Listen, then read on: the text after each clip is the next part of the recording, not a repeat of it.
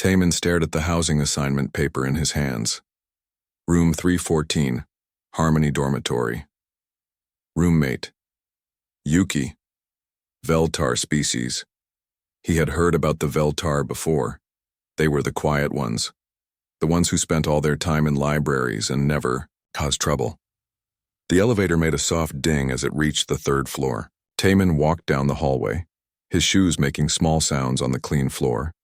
Other students were moving their things into rooms, talking loudly and laughing.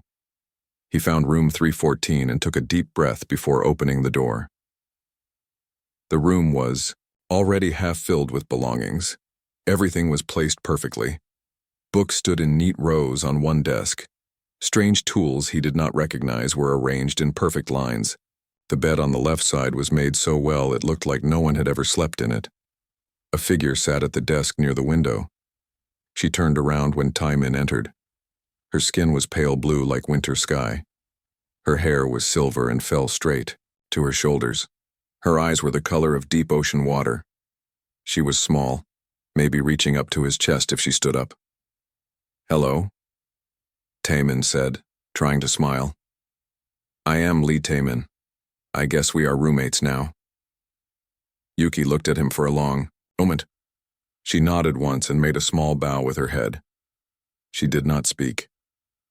Taemin waited for her to say something. When she did not, he moved to the empty side of the room and started putting his things away. He had brought too much stuff. His mother had packed enough clothes for 3 people. His father had given him books about engineering that weighed more than rocks. As he unpacked, he watched Yuki from the corner of his eye. She had turned back to her desk and was writing something in a notebook. Her handwriting looked like art. She made no sound as she worked. Even when she moved her chair, it did not make noise. "So," Taemin said as he hung up his clothes, "what do you study?" Yuki stopped writing. She looked at him again. This time she picked up a different notebook and wrote something in it. She tore out the page and handed it to him.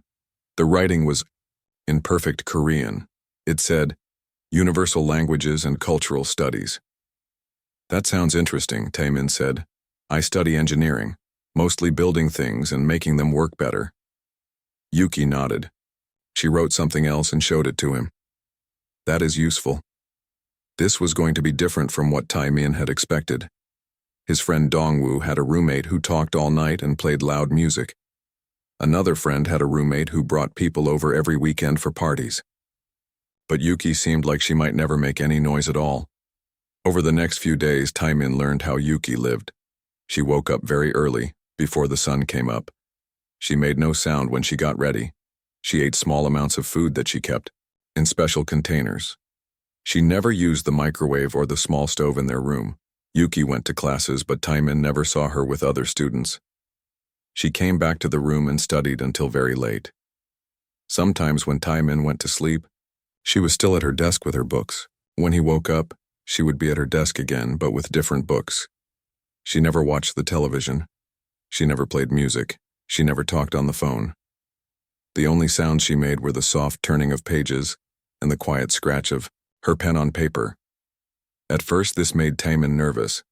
He was used to noise. His family was loud. His friends were loud. The city outside was always full of sounds. But after a week, he started to like the quiet. When he studied, he could focus better. When he was tired, the silence helped him rest. Other students in the dormitory started talking about Yuki. Some said she was strange. Others said all Veltar were like that, and there was nothing wrong with being quiet. A few students tried to talk to her in the hallways, but she only nodded and walked away quickly. "Does she ever say anything?" Dongwoo asked when he visited their room. He spoke quietly, but his voice seemed very loud after so much silence. "She writes notes," Taemin said. "She is polite. She cleans up after herself. She never makes trouble." "But does she not get lonely?" Dongwoo asked. Taemin looked at Yuki, who was reading at her desk. "I do not know.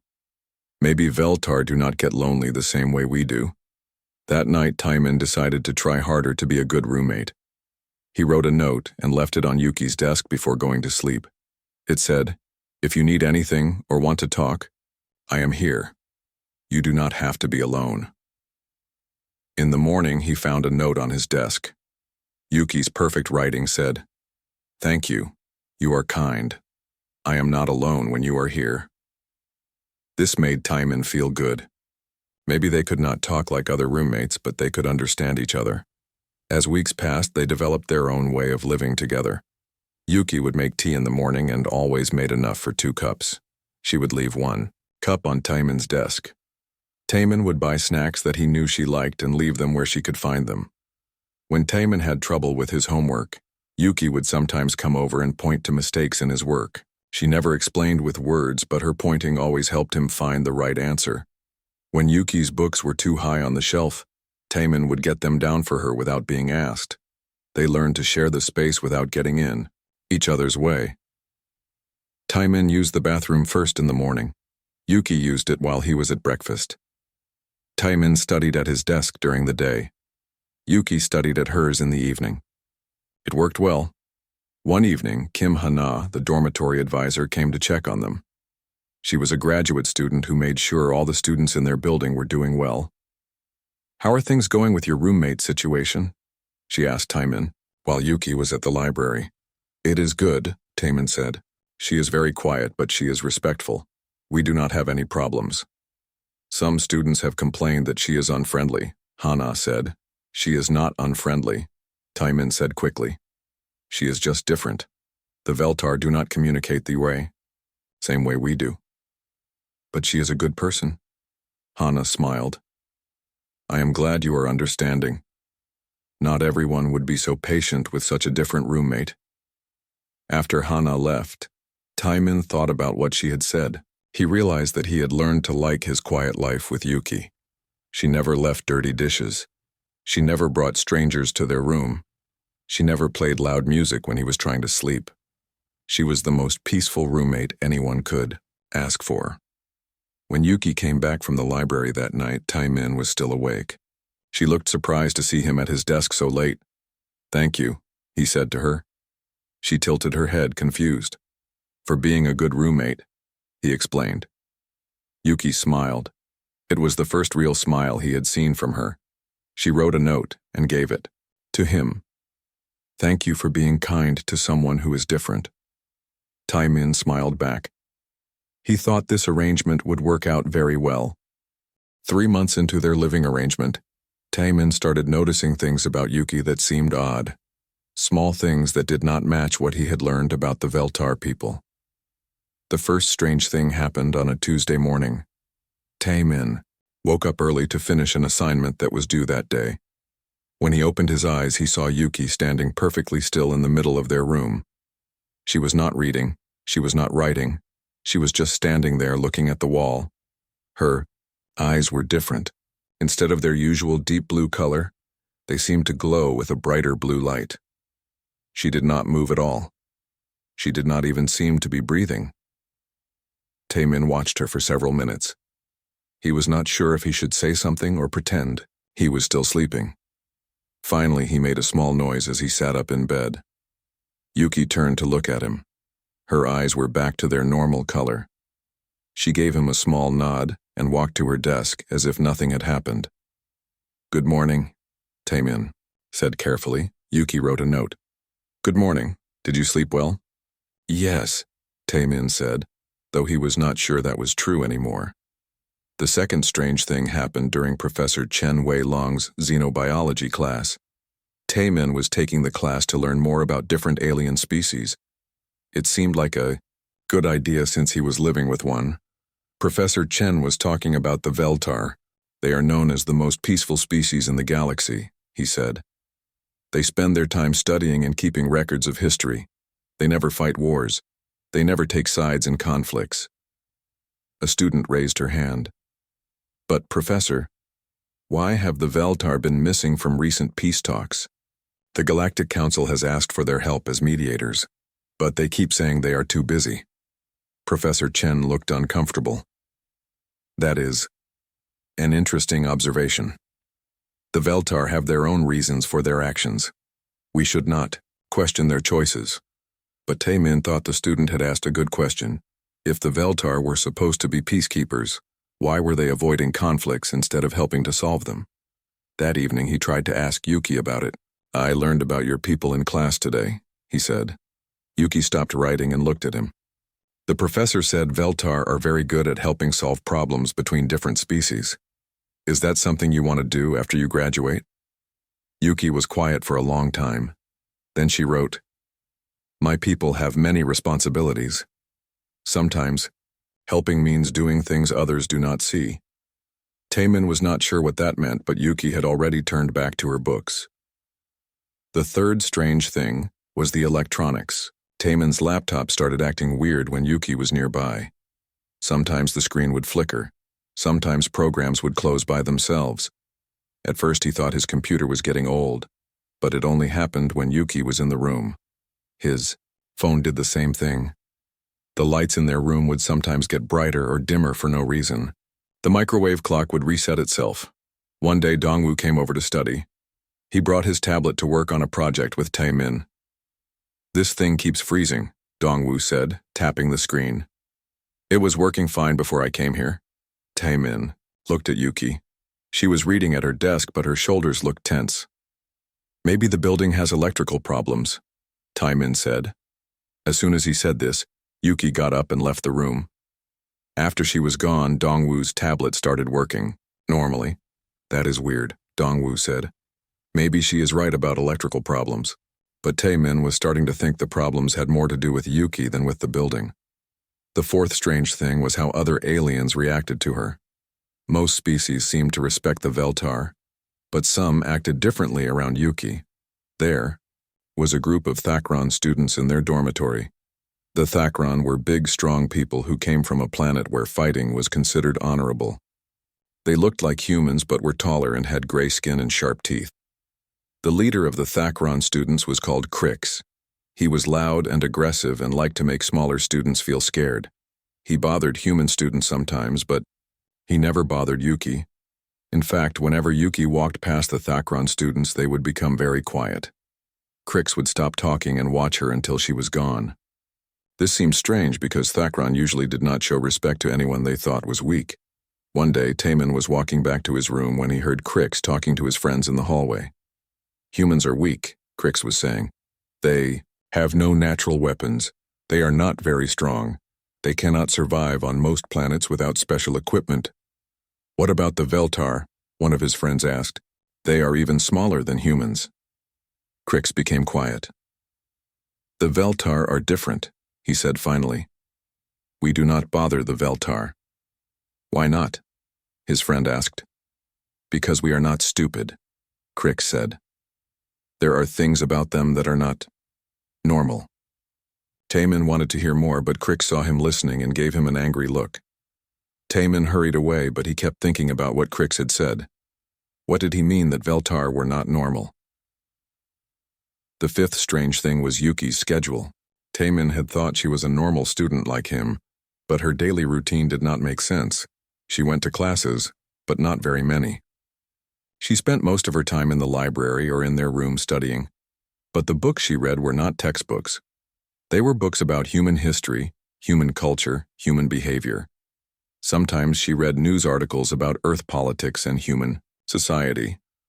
Why would a Veltar student who was supposed to be studying languages need to know so much about human politics? One night, Taemin woke up to use the bathroom. Yuki's bed was empty.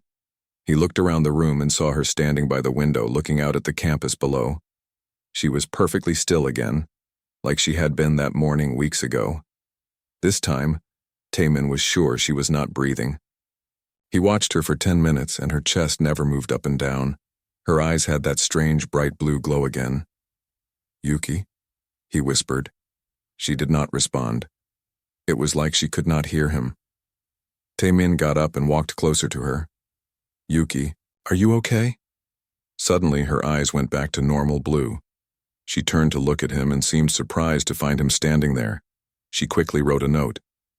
"Sorry. Did I wake you? I could not sleep." "You were just standing there," Taemin said. "You looked like you were not even here." Yuki looked worried. She wrote, "Sometimes I think deeply about things. I forget where I am." Taemin wanted to ask more questions, but Yuki went back to her bed and pretended to go to sleep. All of these small things started to add up in Taemin's mind. Yuki was different from what he had been told about Veltar. She was not just quiet and studious. There was something else going on with her. He decided to do some research. The next day, he went to the library and looked up everything he could find about Veltar culture and biology. What he found made him more confused. According to every source he read, Veltar were supposed to sleep 8 hours a day like humans, but he had never seen Yuki sleep for more than a few hours at a time. Veltar were supposed to eat 3 meals a day, but Yuki only ate tiny amounts of food, and only from her special containers. Veltar were supposed to be social within their own species, even if they were quiet around others. But Yuki never talked to the 3 other Veltar students on campus. Most importantly, Veltar were supposed to be completely normal when it came to technology. They were not supposed to cause electronic devices to malfunction. Taemin closed the books and sat back in his chair. Either everything written about the Veltar was wrong or Yuki was not a typical Veltar. But if she was not typical, what was she hiding, and why was she hiding it? That evening, when he got back to their room, Yuki was at her desk as usual. She looked up when he came in and gave him a small smile. For the first time since they had become roommates, Taemin felt a little bit afraid of her. The Galactic Unity Festival happened every year at Neo-Seoul University. Students from dozens of different species came together to share food, music, and traditions. It was supposed to be a celebration of peace and friendship between all the different peoples of the galaxy. Taemin was looking forward to it because his younger brother Jun was coming to visit. Jun was 18 and still in high school. He had never seen real aliens before, only in pictures and videos. Taemin wanted to show him around campus and introduce him to students from different worlds. Remember, Taemin told his brother as they walked around the festival, be polite to everyone. Some species have different customs than us. Jun's eyes were wide as he looked at all the different aliens. There were tall, thin people with purple skin from the Andorian system. There were small, furry creatures from the forest world of Verdania. There were the crystal-like beings from Prism Prime who made musical sounds when they moved. This is amazing, Jun said. I cannot believe all these different people exist. They stopped at different booths to try alien foods and watch alien music performances. Taemin introduced Jun to some of his classmates from other species. Everyone was friendly and excited to meet Taemin's brother. Where is your roommate? Jun asked. I want to meet this mysterious Veltar girl you told me about. Taemin looked around the festival grounds. He had seen Yuki earlier, standing quietly near the edge of the crowd, watching everything. But now he could not find her. She does not like big crowds, Taemin said. Maybe she went back to the room. They continued walking around the festival. The sun was starting to go down, and colored lights were being turned on all over the campus. Students were laughing and dancing to music from different worlds, but not everyone was having fun. Near the engineering building, away from the main festival, Taemin heard loud voices. He recognized one of them as Crix, the Thakron student who liked to cause trouble. We should go the other way, Taemin told his brother. But as they started to turn around, they heard a human voice calling for help. Taemin and Jun ran toward the sound. Behind the engineering building, they found Crix and 3 other Thakron students surrounding 2 human students and 1 small Verdanian student. The humans looked scared. The Verdanian was trying to hide behind them. What is going on here? Taemin asked, trying to sound brave. Crix turned to look at them. He was much bigger than Taemin, with gray skin and sharp teeth that looked dangerous when he smiled. Just having a conversation with these weak little creatures, Crix said. We were explaining to them how the galaxy really works. One of the trapped human students was a girl from Taemin's engineering class. Her name was So Young and she looked terrified. They were saying that humans do not belong in the Galactic Coalition, So Young said quietly. They said we are too weak and should go back to our own planet. The Thakron fought for their place in the galaxy, Crix said. We earned respect through strength. But humans? You were just given a place because the other species felt sorry for you. That is not true, Taemin said. Humans earned their place by helping to solve problems and make peace. Crix laughed. It was not a nice sound. Peace is for the weak. The strong take what they want. He stepped closer to Taemin and June. The other Thakron students moved to surround them. You want to protect these little friends of yours? Crix asked. Show me how strong humans really are. Taemin's heart was beating fast. He knew he could not fight Crix and win. Thakron were much stronger than humans. But he could not let Crix hurt his brother and the other students. June, run. Taemin said quietly. Go get help. I am not leaving you, June said. Before Taemin could argue, one of the other Thakron students grabbed June's arm. No one is going anywhere, the alien said. Crix pushed Taemin hard. Taemin fell backward and hit the ground. Pain shot through his back where he landed on the concrete. This is what happens when weak species try to act strong, Crix said. He reached down to grab Taemin. Suddenly, all the lights around the engineering building went out. The area became completely dark except for the distant glow of the festival lights. What happened to the power? One of the Thakron students asked. No, the darkness. Taemin heard a sound like electricity crackling. The air felt strange like it does before a thunderstorm. Then he saw a figure walking toward them. It was small and moved very quietly.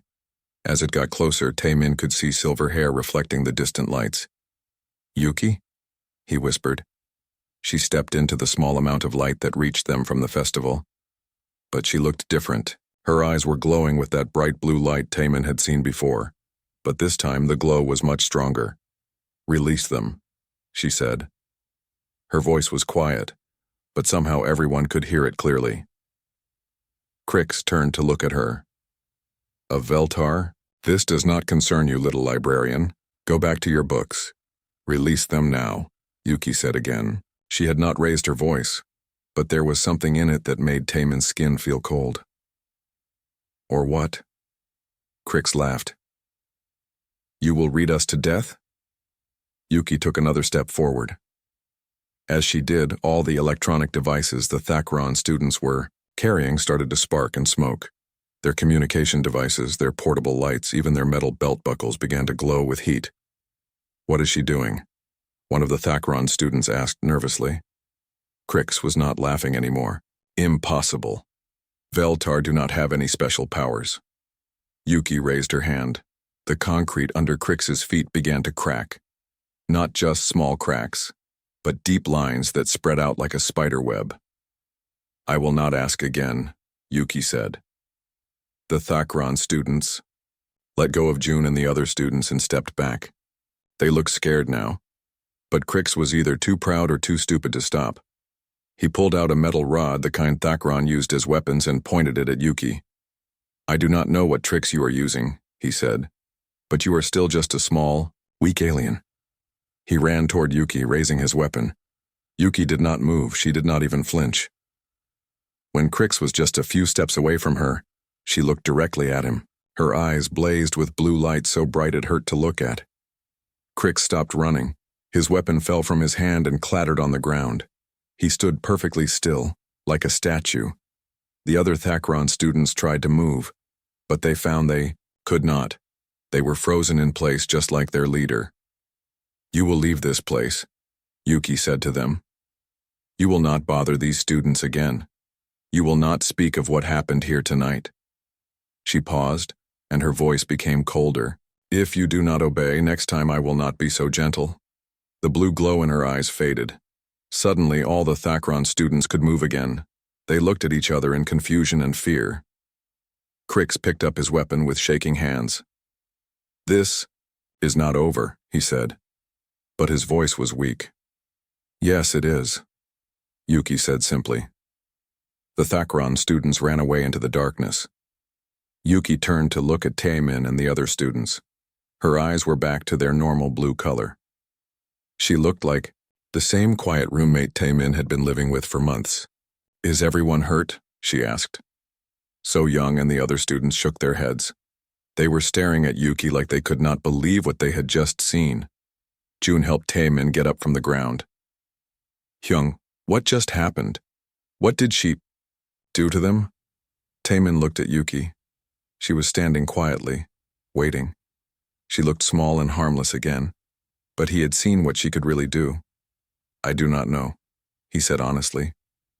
The lights around the engineering building came back on. Everything looked normal again except for the cracks in the concrete where Crix had been standing.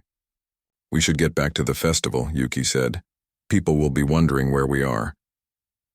The other students nodded and walked quickly back toward the lights and music. They kept looking back at Yuki as they walked, but she acted like nothing. Unusual had happened. Taemin and June walked more slowly. Taemin's back still hurt from falling, but that was not what was bothering him. "She saved us," June said quietly. "Whatever she did, she saved us from those bullies." "Yes," Taemin said. "She did. But how? I have never heard of Veltar being able to do things like that." Taemin looked at his roommate walking ahead of them. She looked so normal, so peaceful, just like always. But now he knew the truth. Yuki was not what she seemed to be. She had powers that were not supposed to exist. She had lied to him about what she really was. The question was, what else had she lied about? And more importantly, if she was not really just a quiet student, what was she doing living in his dorm room, watching him and all the other human students? As they walked back to the festival, Taemin realized that everything he thought he knew about his roommate had been wrong. The real Yuki was someone much more powerful and much more dangerous than he had ever imagined, and she had been living next to him, studying him, for months. The next morning, Taemin woke up to find Yuki's bed empty and perfectly made. Her desk was clean and organized as always, but all her personal belongings were gone. For a moment, he thought she had left. After what happened the night before, maybe she decided it was too dangerous to stay. But then he saw a note on his desk written in her careful handwriting. "I am in the garden behind the library. When you are ready to hear the truth, please come find me." Taemin sat on his bed for a long time, holding the note. Part of him wanted to pretend that nothing had happened. He could go to his classes, eat lunch with Dongwoo, and act like his quiet roommate was just a normal Veltar student. But he could not forget what he had seen. The way Yuki had stopped 4 strong Thakron students without even touching them. The way she had made electronics spark and concrete crack just by looking at them. The way her eyes had glowed with that strange blue light. He had to know who she really was. The garden behind the library was a quiet place where students went to study or think. It had small trees and flowers from different planets. Benches were placed along stone paths that curved between the plants. Taemin found Yuki sitting on a bench near a fountain that made soft water sounds. She looked up when she heard his footsteps. "Thank you for coming," she said. She was speaking out loud instead of writing notes. Her voice was soft but clear. "You can talk normally," Taemin said. It was not a question. "Yes, I have always been able to talk normally. That was part of my disguise." Taemin sat down on the other end of the bench, leaving space between them. "Disguise?" Yuki took a deep breath. "My real name is Yuki, but I am not a student. I am what my people call an observer. I was sent here to watch and learn about humans." "Watch us for what purpose?" "To decide if your species is ready." "Ready for what?" Yuki was quiet for a moment. When she spoke again, her voice was very serious. "Everything you have been told about the Veltar is both true and false. We are peaceful. We do study and keep records. We do not fight wars. But we are not just librarians and scholars." She stood up and walked to the fountain. "We are the guardians of peace in the galaxy. For thousands of years, we have prevented wars before they could start. We stopped conflicts that would destroy entire worlds." "How?" Yuki turned to face him. "With abilities that most species do not know we have. We can influence minds, move objects, control energy and matter at the smallest level. What you saw last night was only a tiny part of what we can do." Taemin felt cold despite the warm morning sun. "You can control minds?" "When necessary, but we prefer not to. We usually work in ways that no one notices. A message that gets lost at the right time. A computer that breaks down before it can send orders for an attack. A politician who suddenly changes their mind about starting a war." You have been secretly controlling the galaxy? Not controlling. Protecting. There is a difference. Before Taemin could respond, he heard footsteps on the stone path. 3 people were walking toward them. One was a woman who looked like Yuki but taller and older. The other 2 were humans in military uniforms. Ambassador Lyra, Yuki said, bowing her head respectfully. The woman who looked like Yuki nodded back. Observer Yuki, it is time. One of the human officers stepped forward. Lee Taemin, I am General Park Sung-ho with the Earth Defense Force. We need to speak with you. Am I in trouble? Taemin asked. No, General Park said, but you have been exposed to classified information. We need to explain what happens next. They moved to a more private area of the garden. Ambassador Lyra gestured for everyone to sit, on the stone benches arranged in a circle. Last night's incident has forced us to reveal our operation earlier than planned, Ambassador Lyra said. Observer Yuki was supposed to complete her mission without anyone discovering her true nature. What was her mission? Taemin asked. To evaluate humanity's readiness to join the Galactic Peace Initiative, General Park said. The Veltar have been working secretly to maintain peace for millennia, but they need help. The galaxy is getting bigger and more complicated. They need partners who can work with them. Dr. Nambora, the other human officer, opened a tablet and showed Taemin a star map. There are over 300 species in the Galactic Coalition now. The Veltar cannot watch them all alone anymore. They need species they can trust to help them. So you spy on us to see if we are trustworthy? Taemin asked. We observe. Ambassador Lyra corrected gently. We need to understand how different species think and act. Humans are still new to galactic society. We needed to know if you could handle the responsibility of knowing about our true work. Yuki spoke up. I have lived among humans for 8 months. I have watched not just you, Taemin, but hundreds of human students. I have seen how you treat other species, how you solve problems, how you react to danger, and humans have something that is rare in the galaxy, Yuki said. You have strong protective instincts. When others are in danger, you risk yourselves to help them, even if they are different from you. Last night, you tried to protect your brother and classmates even though you knew you could not win against the Thakron. Ambassador Lyra nodded. This matches what our other observers have reported from different human worlds. Your species shows consistent patterns of courage, creativity, and compassion. Other observers? Taemin asked. There are 50 Veltar. Observers studying humans on different planets and space stations, Dr. Nam said. They have all reported similar findings. General Park leaned forward. The Galactic Peace Initiative is not just about preventing wars. Sometimes we have to stop disasters, rescue people from dangerous situations, or help species that are in trouble. This work requires people who will put themselves at risk to help others. Humans do this naturally, Yuki said. Even when you are afraid, you still try to help. This is exactly what the initiative needs. So what happens now? Taemin asked. Ambassador Lyra and General Park looked at each other. Now we offer humanity a choice, Ambassador Lyra said. Your leaders have been briefed about our proposal. If humanity agrees, we will begin training selected humans to work with Veltar observers as partners. What kind of training? Learning. To work with our abilities, Yuki said.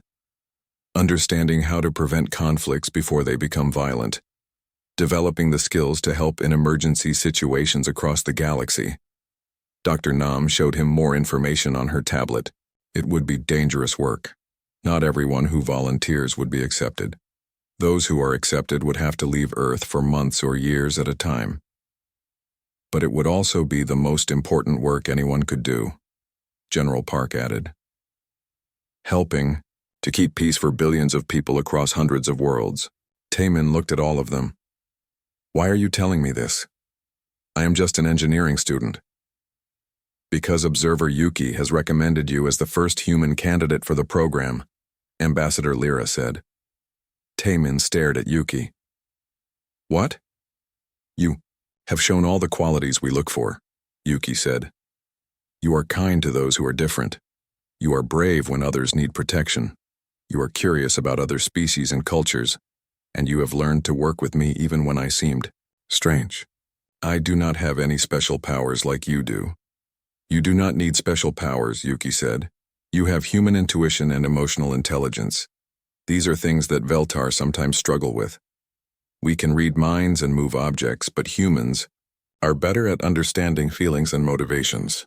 We work better together than either species does alone, Ambassador Lyra said. This is why we need human partners, not human servants or human students.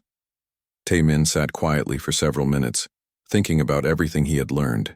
His quiet roommate was actually a powerful alien observer who had been studying him and all of humanity. She had decided that humans were ready to help maintain peace across the entire galaxy. What about my family, my studies, my life here? Those are important considerations, General Park said. This is not a decision you have to make today. Take time to think about it. And if I say no, then you continue with your normal life, Ambassador Lyra said. But you will not be able to speak about what you have learned here. It is too important to keep secret. And if I say yes? Yuki smiled at him. It was the same small smile she had given him so many times in their dorm room. Then you and I become real partners, she said. And we work together to help keep the galaxy peaceful and safe. For the first time since this conversation had started, Tae-min smiled back. Can I give you an answer tomorrow? He asked. Of course, Ambassador Lyra said. As they prepared to leave the garden, Yuki walked beside him. Are you angry that I lied to you? She asked quietly. Tae-min thought about it. I understand why you had to lie, but I am glad I finally know the truth. So am I, Yuki said. I have enjoyed being your roommate. I hope I can continue to be your partner. Tae-min spent the whole night thinking about what Yuki and the others had told him. He walked around the campus, sat in the empty cafeteria, and even climbed up to the roof of his dormitory to look at the stars. The galaxy was so much bigger and more complicated than he had ever imagined. There were hundreds of species, thousands of worlds, and countless ways that conflicts could start. And somehow, the quiet Veltar had been keeping peace among all of them for thousands of years. But what amazed him most was that they wanted humans to help them, not because humans were the strongest or the smartest, but because they had something special. They cared about protecting others, even strangers, even aliens who were completely different from them. When the sun came up, Tae-min knew what his answer would be. He found Yuki in their room packing the last of her belongings into a small bag. Are you leaving? He asked. My mission here is complete, she said. I have to report back to my supervisors and prepare for the next phase. What is the next phase? Yuki looked at him carefully. That depends on your decision. Tae-min sat down on his bed and looked at his roommate. She was small and quiet, just like always, but now he knew that she could move mountains if she needed to. I want to do it, he said. I want to be your partner. Yuki's face lit up with joy. It was the first time he had ever seen her show such strong emotion. Are you sure? It will not be easy. We will travel to dangerous places. We will see things that might frighten you. You will have to make difficult decisions. I am sure, Tae-min said. You have been studying humans for months. You know what we are like when people need help. I cannot say no to something this important. Yuki sat down on her bed across from him. There is something else you should know. If you agree to this, you will be the first human to work directly with a Veltar observer. Many people, both human and alien, will be watching to see if our partnership works. No pressure, Tae-min said with a small laugh. Exactly, Yuki said, and she laughed too. 2 weeks later, Tae-min found himself on a transport ship heading to the Veltar homeworld. The ship was unlike anything he had ever seen. It was powered by the same kind of energy that Yuki could control with her mind. This is how we travel between stars so quickly, Yuki explained as they sat in the ship's observation deck, watching space flow past them. We do not use engines like most species. We use directed consciousness to move through space. Directed. Consciousness. Thinking our way from one place to another. It is hard to explain in words. The Veltar homeworld was beautiful. It had silver cities that looked like they were made of crystal, and gardens that stretched for hundreds of miles. But it was also quiet. Even in the cities, there were no loud sounds, no crowds, no chaos. "This is where I grew up," Yuki said as they walked through one of the crystal cities. "All Veltar children learn to control their abilities here before they go out into the galaxy." "How long does that take?" "About 50 years. Taemin stopped walking. 50 years? How old are you? In human years, I would be about 75. You look like you are 20. Veltar age differently than humans. We live for about 800 years. Taemin shook his head. There was still so much he did not know about his partner. Their training began immediately. Taemin learned about the different species in the galaxy, their cultures, their histories, and the kinds of conflicts that often happen between them. He learned about the Galactic Peace Initiative and how it worked. The most important thing to remember, his instructor, a Veltar named Kai, explained, is that we prevent problems. We do not solve them after they have already started. Our job is to see trouble coming before anyone else knows it exists. How do we do that? By understanding people. All people, no matter what species they are, have certain patterns of behavior. When they are angry, scared, or desperate, they act in predictable ways. If you can recognize these patterns, you can prevent conflicts before they become violent. Taemin also learned to work with Yuki's abilities. She could read minds, but only when people were thinking very strongly about something. She could move objects, but it required great concentration. She could control electronics, but it was tiring for her to do it for very long. "My job is to use these abilities when necessary," Yuki explained. "Your job is to understand the emotions and motivations that I cannot read directly. Together we can handle situations that neither of us could manage alone." Their first real mission came after 3 months of training. There was a dispute between two colonies in the Outer Rim. The colonies were both human, which made it a good training mission for Taemin. The problem started over mining rights, Director Han Minji explained as she briefed them before they left. But it has grown into something much bigger. Both colonies are talking about fighting. If violence starts, it could spread to other human settlements. The transport took them to a space station between the two colonies. When they arrived, Taemin could feel the tension immediately. People were angry and scared. Both sides were preparing for war. "What do we do?" Taemin asked Yuki as they walked through the station. "First, we listen. We need to understand what people really want, not just what they say they want." They spent 2 days talking to people from both colonies. Taemin found that his human intuition was very useful. He could tell when people were hiding their real feelings or when they were more scared than angry. "The colony leaders want to fight because they think it will make them look strong," Taemin told Yuki after they had interviewed dozens of people. "But most of the regular people just want the problem to go away. They are worried about their families." "Then we focus on the regular people," Yuki said. "Can you think of a way to give the leaders what they want without anyone getting hurt?" Taemin thought about it. "What if we could make it look like both sides won?" Working together, they came up with a plan. Yuki used her abilities to cause small technical problems with both colonies' communication systems. This gave Taemin time to talk privately with reasonable people from both sides. "The mining rights are not really the problem," he told them. "The problem is that both colonies are afraid the other one is getting stronger. If we can find a way for both colonies to benefit from the mining, everyone wins." It took a week of careful negotiations, but they managed to convince both sides to share the mining operation. The colony leaders were able to tell their people that they had gotten a good deal. The regular people were happy because there would be no fighting. "Mission successful," Yuki said as they prepared to leave the space station. "That was not as difficult as I thought it would be," Taemin said. "This was an easy mission," Yuki warned him. "They will get much harder." She was right. Over the next year, they worked on dozens of missions across the galaxy. They prevented a war between two alien species by discovering that their conflict was based on a misunderstanding. They stopped a dangerous criminal organization that was trying to start fights between different colonies. They even helped rescue the survivors of a space station disaster. Each mission taught Taemin something new about the galaxy and about working with Yuki. He learned that his human ability to understand emotions and make quick decisions was just as valuable as her Veltar powers. More importantly, he learned that humans were not alone in caring about protecting others.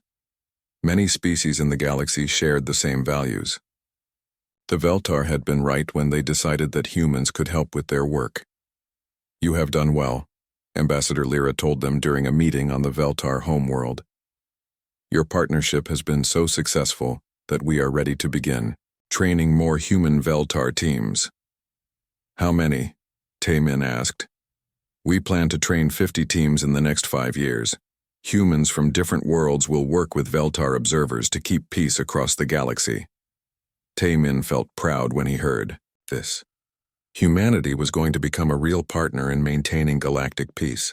They would not just be one more species in the coalition, they would be protectors and guardians. "What about us?" Yuki asked. "Do we continue working together?" "If you want to," Ambassador Lyra said. "You have proven that human Veltar partnerships can work very well." Taemin looked at his partner and friend. The small, quiet alien who had pretended to be his shy roommate was now one of the most important people in his life. "I cannot imagine working with anyone else," he said. Yuki smiled. "Neither can I." 6 months later, they were sitting in another transport ship, heading to another crisis in another part of the galaxy. This time, the problem was more serious. A whole star system was on the edge of civil war. Millions of people were in danger. "Are you nervous?" Yuki asked as they reviewed their mission files. "A little," Taemin admitted. "But I am also excited.